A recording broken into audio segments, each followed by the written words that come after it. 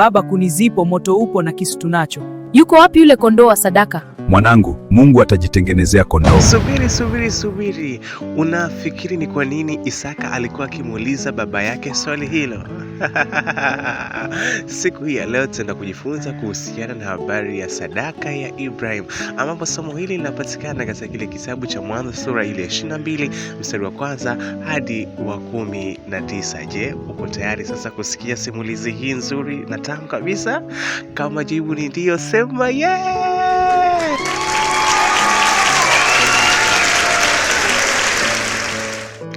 Ibrahim alikuwa ni rafiki wa Mungu. Siku moja Ibrahim alipokea jaribu ambalo Mungu alimtaka Ibrahim aweze kumtoa mwanae Isaka sadaka ya kuteketezwa. Ibrahim akatii maagizo ya Mungu bila ya kusita. Safari ikaanza kuweza kulitimiza kusudi hilo. Walibeba kuni, kisu na moto.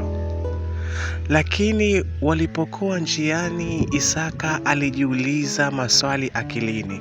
Yuko wapi yule kondoo kwa ajili ya sadaka ya kuteketezwa? Ndipo akaamua kumuuliza baba yake ili aweze kupata kujua. Baba, kunizipo, moto upo na kisu tunacho. Yuko wapi yule kondoo wa sadaka? Mwanangu, Mungu atajitengenezea kondoo. Lakini Isaka hakujua ya kwamba yeye ndiyo ambaye anapaswa kutolewa sadaka ya kuteketezwa. Tazama imani aliyo nayo Ibrahim, kwamba Mungu atampatia kondoo kwa ajili ya sadaka ya kuteketezwa. Safari ilikuwa ndefu sana, lakini tazama, wakaweza kufika eneo ambalo Mungu alimwambia sadaka hiyo inapaswa kwenda kutolewa. Sasa tumefika kwenye mlima. Hapa tutatengeneza madhabahu. Ndiyo baba, hii kunitopana kuosha moto. Nitakusaidia.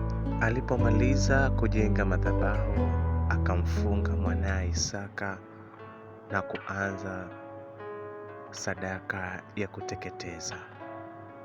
Lakini ghafla Mungu akamwagiza malaika, maana ameiona imani yake. Ibrahimu, usimtoe sadaka mtoto wako. Na tazama, pembeni yako kuna kondoo kwa ajili ya sadaka ya kuteketeza. Ibrahim akatupa kisu chake chini na kwenda kumchukua kondoo kwa ajili ya sadaka ya kuteketeza.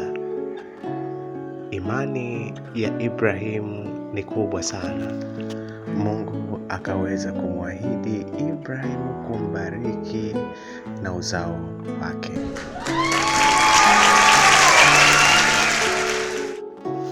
Mimi na wewe tunaposikiliza sauti ya Mungu na kuweza kutii maagizo yake, Mungu hutubariki, lakini pia Mungu humpenda yeye atoae sadaka kwa moyo mkunjufu.